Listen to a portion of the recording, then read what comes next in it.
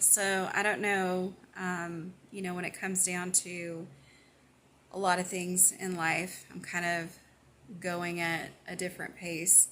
Um, I've been single for a little bit and I've had to do a lot of stuff by myself. And then when I was dating, you know, it was amazing how much of an effort, that was made to help me, and I appreciated it. Um, Now, as I'm doing stuff by myself, it's kind of incredible to see the things that I thought I never knew I could do. And so I have this little funny folly where my car, I had my car for a long time. It was already pre-owned. And when I first became single after all this time, it was crazy because I started having car problems. It was crazy.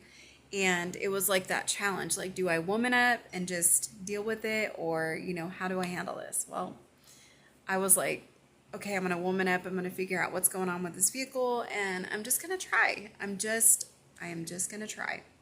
So I realized, I went ahead and I took it to a mechanic and was like, look, I really don't know what I'm doing. And this car's got some issues. And he was just like, okay, well, here's the deal. Your transmission is literally going. And so basically, whenever it goes, it's going to go and it's going to go all the way. And I was like, no. So that is exactly what happened. And I had to deal with that. Well, so here we go. I'm like, I don't know. I had the gift. I had a very close friend.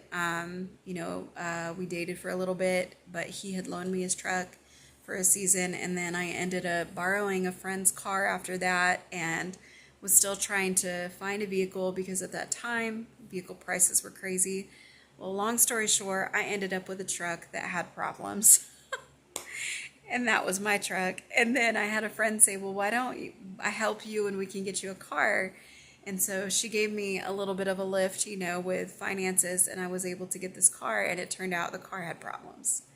So my next short is going to be on what happened with the folly